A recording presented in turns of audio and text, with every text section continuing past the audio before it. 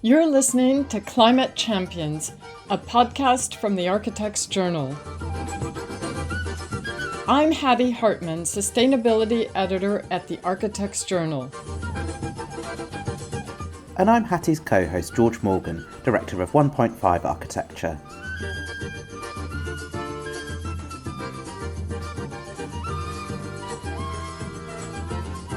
With this episode, we launch a mini-series on the topic of retrofitting heritage buildings while simultaneously upgrading their thermal and energy performance.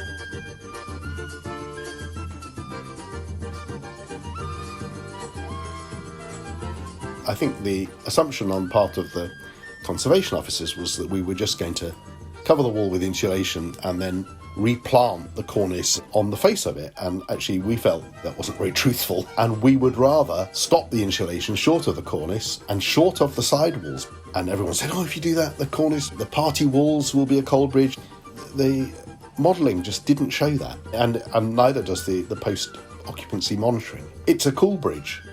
The cornice is cooler than the rest of the wall surface, but it's not so cold that more condensation forms on it. It's not a problem. Our guest today is Oliver Smith of Fifth Studio, a practice with offices in Cambridge, London, and Oxford. It's a studio that has always interested me because of the range of scales at which they work, from stitching together pedestrian routes through the Lee Valley to the nitty-gritty of retrofitting heritage buildings. One of their most recent projects is Blocks, an open-access makerspace in Enfield's £6 billion Meridian Water Regeneration Project. The building has been shortlisted in this year's AJ Architecture Awards. Before founding Fifth Studio 25 years ago, Oliver spent 8 years working for Richard McCormick and 6 years at Sterling Wilford. Today, we're talking about the practice's major refurbishment of New Court at Trinity College, Cambridge, a Grade 1 listed neo-Gothic student residence hall built in 1825. Completed in 2016, it remains a trailblazing project because of the way it pioneered a nuanced approach to balancing heritage concerns with an ambitious sustainability agenda. The refurb has resulted in an 80% reduction in carbon emissions, a remarkable achievement for a Grade 1 listed building, and its conservation methodology for listed buildings was subsequently adopted by Cambridge City Council. So Oliver, welcome to Climate Champions. Hi, thanks for inviting me. New Court is the most recent of a series of projects that Fifth Studio has done for Trinity College, Cambridge. The building is almost 200 years old, and I believe that the university set a 200-year design life, which is unusually long, as part of the brief. Is that right? How did that come about? Well, the building was nearly 200 years old before we started, and had robustly accommodated all kinds of changes. When it started, there was no plumbing, and students washed with a wash basin and a jug on a little plinth that got set up in the courtyard in the morning. So it's accommodated all of this stuff, changes of servicing, installation of gas, water, plumbing, the need for kitchens, the need for bathrooms and showers. All of that stuff had happened, and they had been dealing with repairs and dry rot outbreaks. What the college said was, we want to edit back everything that's happened. It had got to the point where it couldn't accommodate anymore. And they said, okay, let's stop, let's edit back, let's put in a whole new services infrastructure. Let's properly do repairs that were undertaken in a kind of ad hoc way over the years. Let's replan for the way that students want to live now. And let's renew the bits of the fabric that are beginning to fail. And then let's make the building as sustainable as possible, with a view that over 190 years, we know we'll have to change, at one level furniture, at another level fans and heat pumps, and the double glazing units will break down over time and whatever. We'll have to do lots of little changes, but in essence, the fabric will be robust for another, let's say, 190 years. And that involved looking at what UK SIP were saying about future climate scenarios and what the probabilistic data showed in terms of when or if we were going to get rain and how that was going to happen and what temperatures are likely to be, and how the building might accommodate that range of future climates, as well as a range of future ways of occupying the building. When the services were first installed, electricity and gas, it was all kind of hacked into plaster and put under floors. The college said, right, we want all of that stuff to be accessible behind furniture paneling, built-in furniture, so that in years to come we don't have to damage the historic fabric anymore by ripping stuff out and putting new stuff in. We can undo the paneling in a room and move or replace complete systems. And so at that level, the design is about making, not only restoring the fabric to a point that it'll stand up for 190 years, but making it possible for all those other changes which happen over shorter timescales to happen in a much less invasive and damaging way. How did you go about setting standards for thermal performance? Was it about getting demand low enough for a heat pump to work effectively, or a specific standard, or in relation to the existing building fabric? We started with a rule of thumb that kind of came out of the Building Schools for the Future programme, actually, which was about halving demand, doubling the efficiency of the kit that met that demand, and then trying to halve the carbon in the supply of energy to that kit. So that got you down to an eighth of the carbon emissions, which was a kind of good target for 2010 when we started. And we looked at the possibility of aiming for a badge, passive house or the only stuff that was published at the time was stuff that was coming out of Ireland. The what was it called? Joseph Little. The papers about mould. Breaking the mould, yeah. Breaking the mould, exactly. Which were quite alarming. I mean, I suspect over alarming. So we said, okay, we're just gonna do the best we can for each element of the fabric, not aim for any specific badge, but consider the building in a holistic fashion, and if possible, present at planning a thing where every element is so intricately tied to all of the others that it can't be unpicked like a kind of shopping list where they say, well, we don't like the windows, or we don't want you to do the floors, or whatever. We aimed for efficient underfloor heating run from ground source boreholes, and that kind of generated a peak demand target, which generated a kind of target for the walls, which we didn't exactly meet, and a kind of target for the windows. We ended up, over-insulating the roof and doing more with air tightness than we thought might be possible. But in order to do all of that, and to go back to your question, George, we really had to understand where we were starting from. And I think Hattie published an article about that very early on. There was a drawing of all the different kinds of investigation we did. That's what I was going to ask. So explain all the things you did before you even started. What did you look at and what did you find? Well, we did, blower doors and, what was the air infiltration rates, and it was 11 cubic metres per metre squared. And we ended up getting 3. Wow. But those are the quite easy ones. I think the one that was most revelatory was the in situ U-value measurement. Basically, you put a sensor either side of the wall and you just monitor the heat flux through it. And if you do that over 3 months at a cold time of year when the inside's at kind of 20 and the outside's at kind of 0, you get a pretty good measurement of the U-value.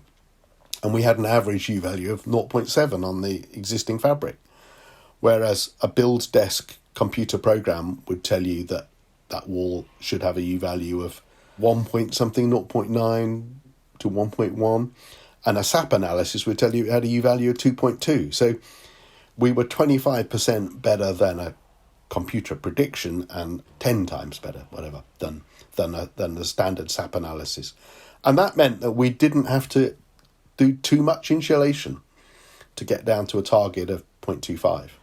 So doing this kind of investigation, does it require deep pockets? I think that you don't require significantly deep pockets. You have to, it's more about finding really reliable guys to do the monitoring.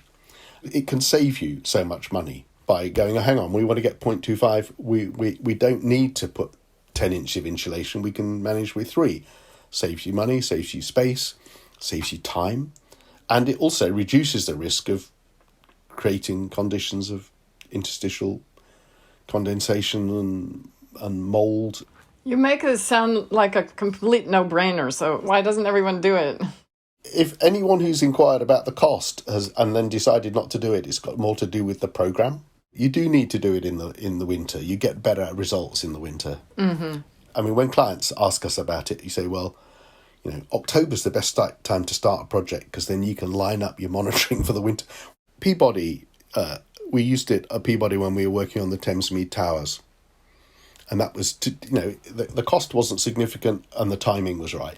But the other things we measured, going back to your question, Hattie, I mean, we did do quite a lot of interstitial, it's a long name, interstitial hygrothermal monitoring, where you just measure what the flow of temperature and moisture through the wall. So you could see how the wall was behaving. And that gave us, eventually, it gave us the confidence to start modelling it accurately. But then, of course, the models and WUFI modelling is now, I think, quite a thing. Lots of people are providing it. And that's German moisture heat modelling system.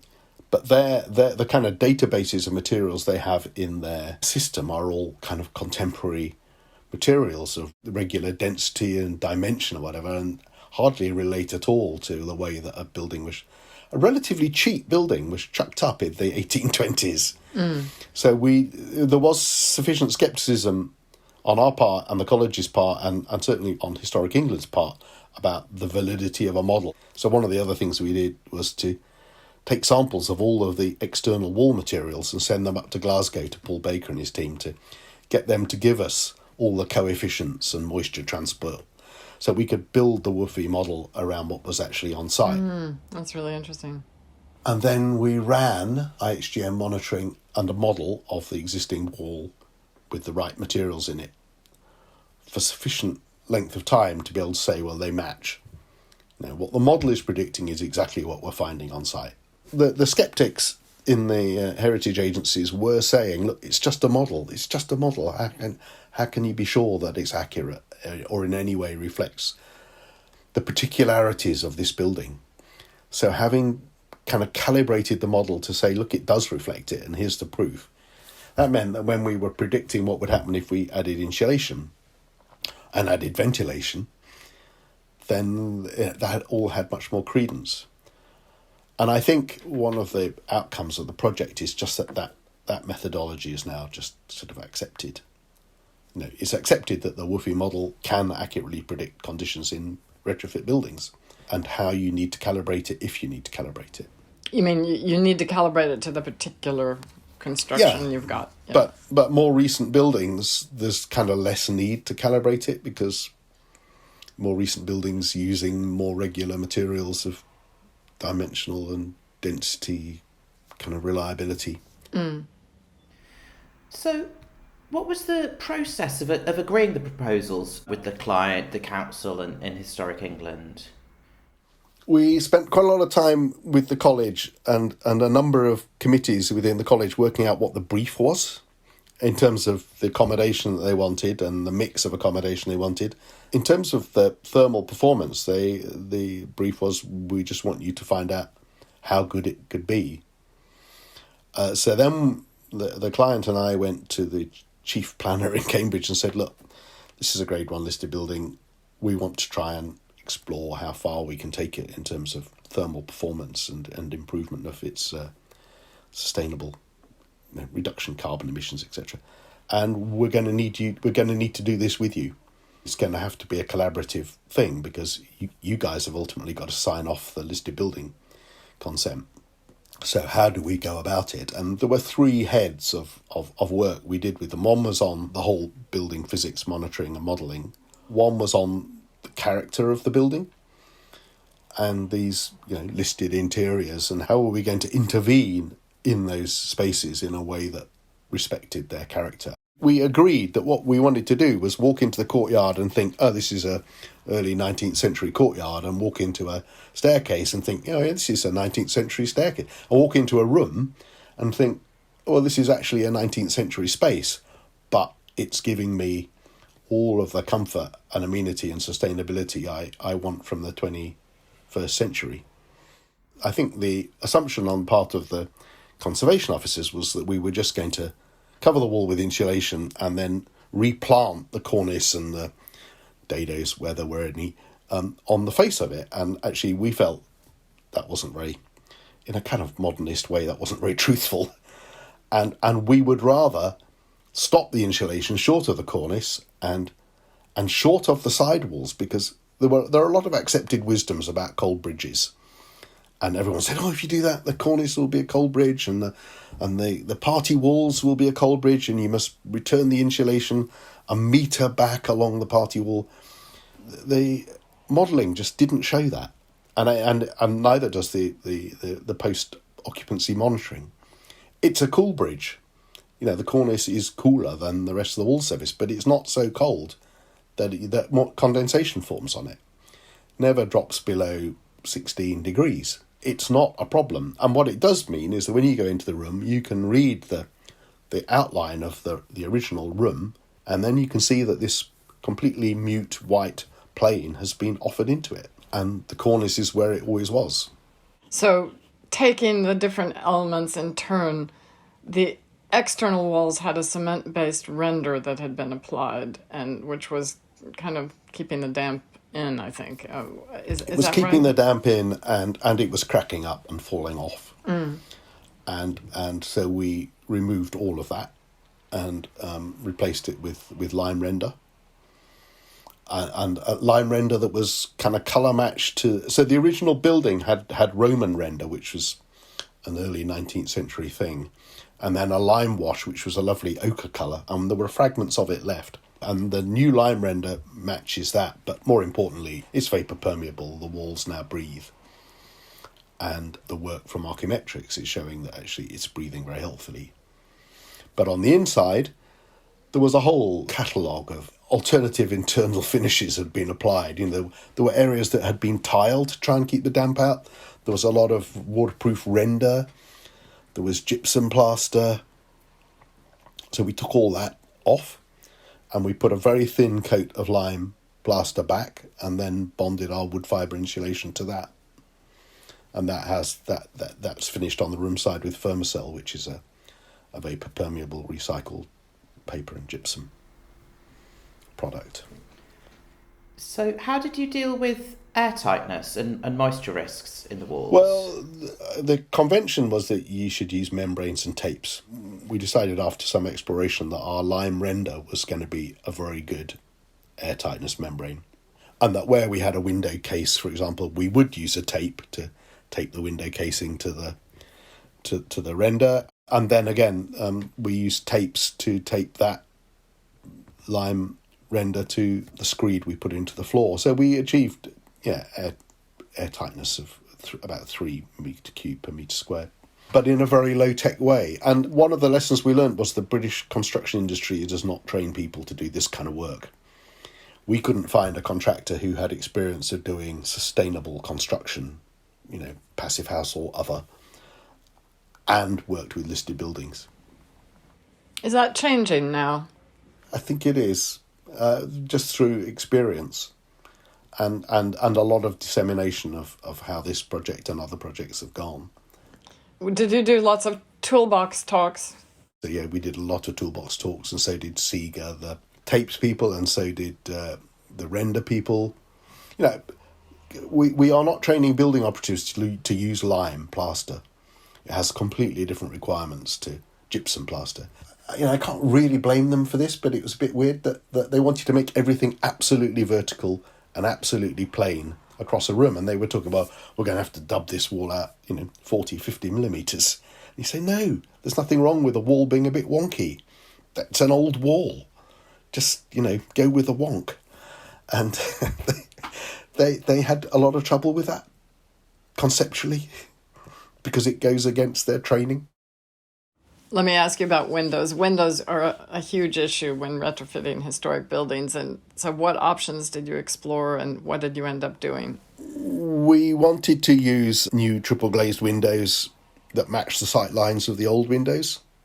That was seen to be a completely unacceptable loss of historic fabric. So we explored 15 alternatives, from using secondary glazing, which was the default historic England preference, to double glazing the existing windows and combinations of double and triple glazing in different layers.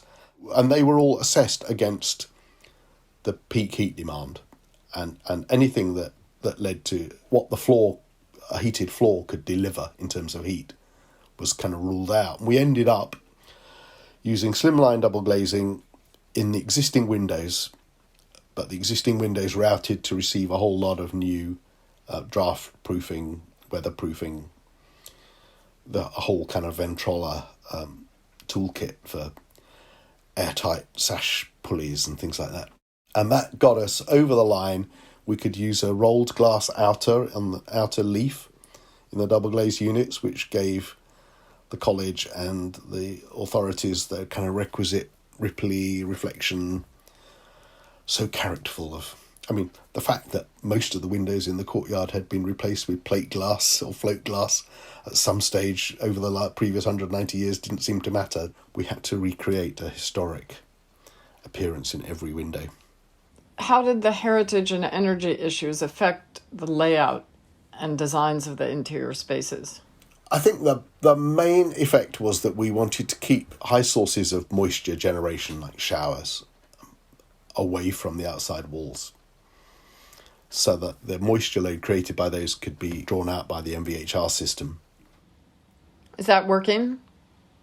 Yes, and it is. And even in places where, for one reason or another, there's a number of accessible rooms created on the ground floor where the shower room had to be against the outside wall, even the conditions there are fine.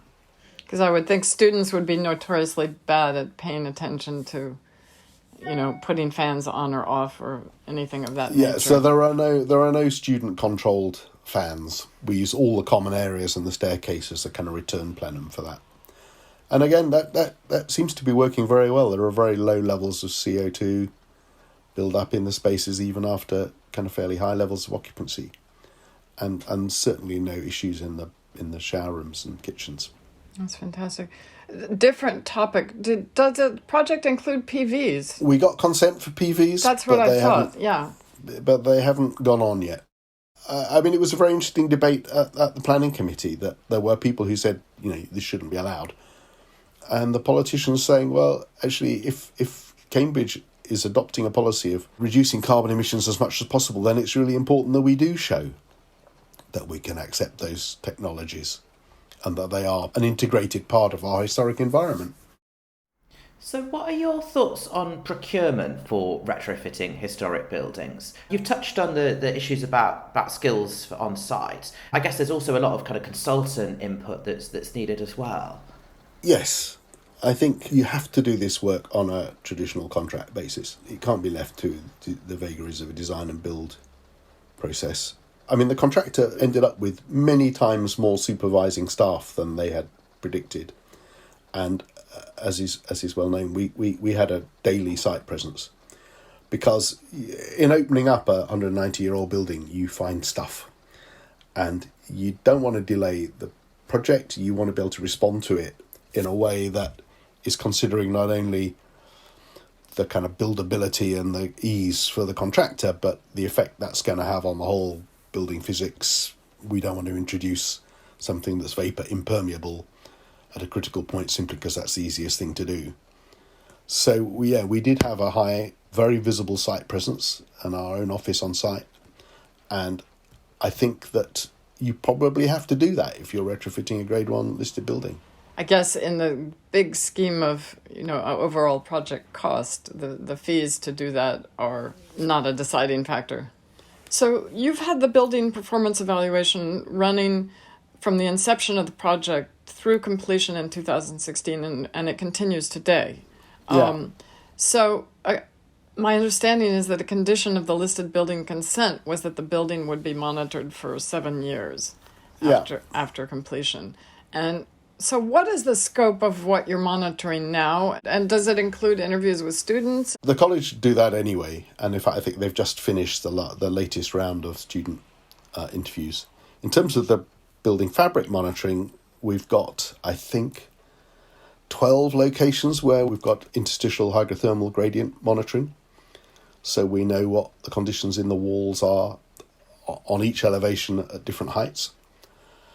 We are monitoring the CO2 levels. We're monitoring the conditions of those exposed bits of what were thought to be cold bridges. So we know that they're not cold. And there are joist ends buried in walls that we're keeping an eye on. And one of the great outputs of the monitoring is that a couple of years ago, a tennis ball was lodged in a gutter outflow, and it caused the gutter to back up. And it hadn't appeared in the rooms, and so there was kind of no decorative damage. But Archimetrics were able to spot that we were getting a massive spike in relative humidity in a certain section of wall, and flagged it up to the college, who went and said, oh yeah, well, there's a tennis ball and the gutter's overflowing. So it's actually an amazing early warning system, as well as providing kind of long-term comfort. When you're getting so much data out of a building every day, how often is it being looked at, and by whom, and how often do you actually get a report?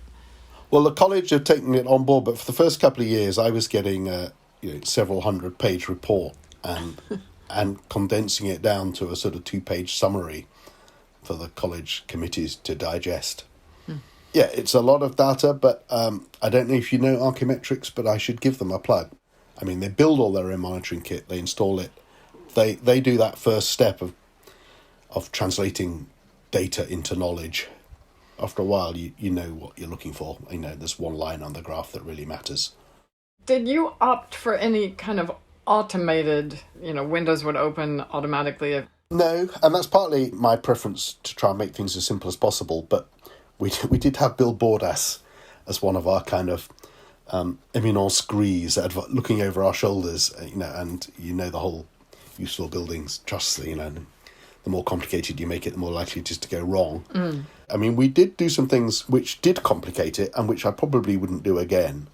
So we said, if a student opens a window during the heating season, that the heating will set back to 10 degrees or whatever, because they shouldn't need to. And if they've had a party and they need to ventilate the room, that's fine, but they shouldn't expect it to be warm at the same time. So we did things like that, and we built in an absence detector, which said if students are away and they're away for more than 24 hours, then everything in the room sets back to kind of a default much lower level. I think those made the BMS system more complicated than it needs to be, and it probably wasn't cheap, and I don't think you'd do it again. And I'm afraid they have worked out how to hack the system. Mm-hmm. They've downloaded the operational manuals for the room thermostats and stuff, and the college have found that some students have overridden the minimum heat or the maximum heat levels. But that's the problem with overeducated people with too much time on their hands. Thinking about the level of monitoring that's appropriate on a heritage project, when do you think monitoring should be within a project? Also, were there any discrepancies that you found between what had been modelled and what was in situ? The discrepancies were all positive, i.e. the buildings performed better than the modelling. And I hope that the monitoring of New Court means that lots of other projects don't have to do it. Mm-hmm. Because in a way, the monitoring is proof of concept. It's proof of the methodology. And as long as the methodology is kind of rolled out in an appropriate way on subsequent projects, then you shouldn't need to do that monitoring. There will be particularly sensitive or significant buildings where there's a kind of degree of nervousness that suggests that you might do that. But I think for most of the listed buildings in the country, and other than cathedrals and whatever, you might not need to. You ought to be able to say, well, actually, we followed this methodology. We've got some monitoring before we started. We know our modelling is accurate and kind of calibrated, and therefore we shouldn't need to do 7 years of pretty intense monitoring. Because you're confident about that. You know what's going to happen before you start. Oliver, before we move on, can you just give us a quick recap of the methodology? You've got to know exactly how the building performs before you start. So what its strengths and weaknesses are in terms of the way it deals with heat and moisture. You've got to model it and not delude yourself about the outcomes you're going to get. And that's why I think not aiming for NFIT or one of those standards is a really good move, because you just need to do the best you can with the building. And if you impose a burden on it in terms of too much insulation, you could then end up creating problems. That's about it, really. It's quite simple. I mean, I think the issues of comfort and well-being are increasingly high on the radar. And I think we've known for a long time that buildings that are unhealthy for the fabric are also unhealthy for people that live in them. So how do we roll this out more quickly? And it's beginning to happen in a kind of a rather unexpected way. There are a whole load of retrofit projects that are rising out of the SALIX funding, the public sector decarbonisation funding. I mean, that has its own extraordinary constraints. You only get funding if your costs are less than a certain threshold per tonne of carbon saved over the lifetime of the building. And it has very, very, very short timescales. So what we've had to do on the ones we're working on is to really edit back the kind of moves you make, so you haven't got a very complicated construction project that's with number of subcontractors and a main builder, and you really kind of concise in terms of a limited number of people on site doing a very limited amount of stuff that's going to get you most bang for your buck and get you significant enough reduction of demand to enable you to install a heat pump that's going to work efficiently enough within the cost threshold. And so there are a whole raft of projects coming forward that are dealing with that constraint in a much more incisive way than, for example, Newcourt is. But on Newcourt, we kind of didn't know when we started what was going to work. It's led to, certainly on our work since, looking at the kind of array of stuff we did at Newcourt and saying, okay, well, in this instance, this is appropriate and this isn't appropriate. And this is what we really need to know before we start. And actually, we can live without knowing that. So actually tuning a methodology and the kind of solutions you look at to suit not only the individual building, but the way in which it's being funded and the kind of timescale constraints which that imposes. Some people take the stance that we need to deep retrofit almost every building, and others say that just takes too long and we need to switch to heat pumps faster than we can retrofit. What's your take about these competing priorities? I think if everyone just bolted a heat pump onto their existing buildings, I mean, A, they'd be paying for a much bigger heat pump than they probably needed, and B, we'd have real problems with the electrical supply. If you look at the National Grid's future energy scenarios, and you say, okay, so what's the biggest amount of energy they think that's going to be available for heating houses in 2050, and you divide it by the number of houses and the area of those houses, you get to a number that's at or around NFIT, and that's regardless of whether it's a listed building or not. So I think that there is an imperative to retrofit everything. If we're not going to be able to have fossil fuel boilers after 2030, then people are going to need to put heat pumps in, and I would argue that they're much better off reducing the demand first and then being able to buy a much smaller heat pump. Mm-hmm. And a more affordable heat pump, and one that doesn't draw so much on the what are going to be the limited reserves of the national grid. Now, I think we are going to end up with an era of stepped tariffs and maybe even rationing, 30 years' time. I think that we heat our buildings in a really perverse way. Radiant heat, where you're heating people and surfaces, which is, what an open fire used to do, is a much more comfortable way of heating a space and its occupants than convection, which is what we all have. I mean, that's what central heating does. It heats up the top of rooms. Moving to things like underfloor heating are not only much more efficient, but much more comfortable. And that if we do that, then that's the kind of heating that you can efficiently run off an air source heat pump. I want to come back for a minute to this methodology that you developed at Newcourt, which I understand has now been adopted by Cambridge City Council. What does that mean exactly?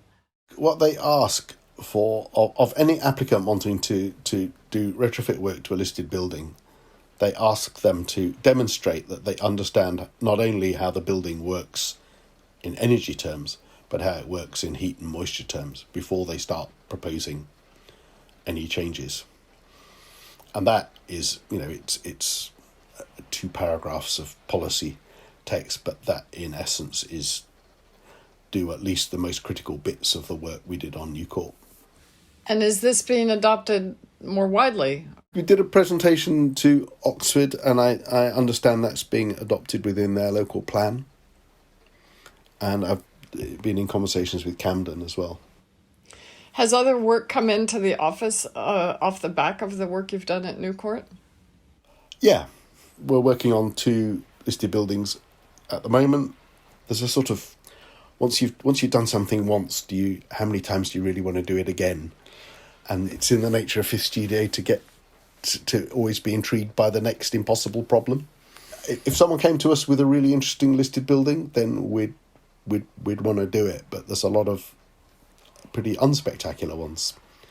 I think in terms of our agenda and climate change, we are, having given up on government policy ever changing in an appropriate way, we're talking to some fairly large estate holders in London about how they might retrofit their properties, because in January this year, when Jones Lang LaSalle issued that note that they were going to start downgrading the value of brown assets, i.e.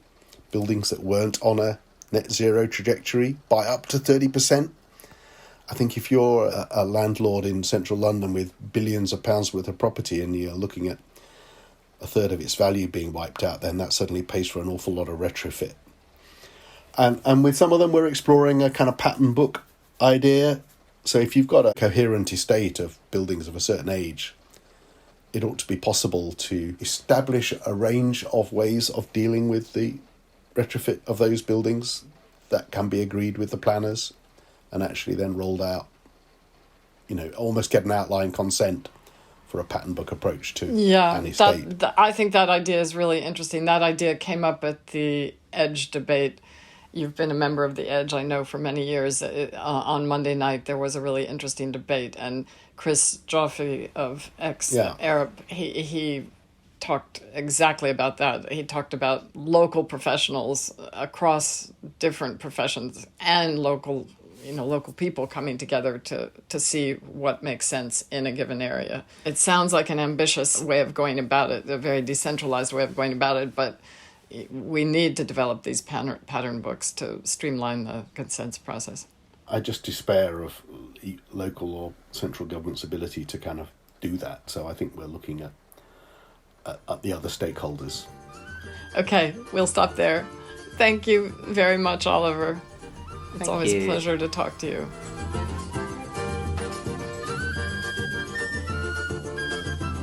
Our next guest will be Chris Proctor of ACAN's Existing Buildings Group, talking about a new toolkit for conservation areas, which explores how sustainable measures can be incorporated into retrofit and extension projects in conservation areas.